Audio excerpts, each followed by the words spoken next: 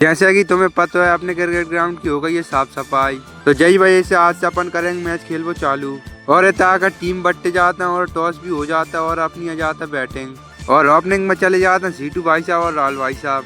और सीटू भाई साहब 2-3 बॉल खेल के ही आउट हो जाते हैं, तो फिर पहुंच जाता है निकेश बैटिंग करवे। और भाई साहब जो भी 2-1 बॉल खेल के आउट हो जाता है, तो फिर भाई साहब पहुंच जाते हैं अपन बैटिंग करवे और राहुल भाई साहब और मैं बना देते हैं 45 रन। तो अब आ जाता है संजू भाई साहब की टीम की बैटिंग की बारी, तो अपन चल जाते हैं फील्डिंग लगवे और हमारी टीम से जाता है पहला ओवर डालवे अनिकेश। और अनिकेश की पहली बॉल पे संजू भाई साहब छक्का मार देते हैं। और भाई साहब मैच खेलवे में सबसे बड़ी समस्या जो हमारे गांव की नदी आएगी, काय की बॉल पानी में चली जाता है, जहाँ निकालने में बड़ी दिक्कत होता है।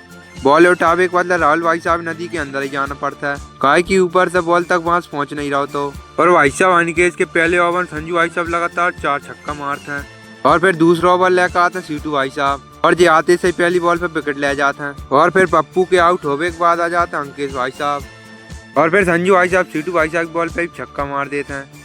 और फिर अनिकेश अगले ओवर में आते से संजू भाई साहब आउट कर देता है। तो अब बचे थे अकेले अंकेश भाई साहब, ये भी 2-4 बॉल खेल कर आउट हो जाते हैं। तो अब जिनकी टीम में बचे थे ललके मोड़ा मोड़ी, तो इन्हें भी आउट कर हम 45 रन पे पहले मैच जीत जाते हैं। और भाई साहब फिर होता है दूसरा मैच, तो दूसरा मैच भी हमें जीत जाते हैं। तो अब अपन लगाते अपने ब्लॉग पर विराम। बोलो जय सिया राम।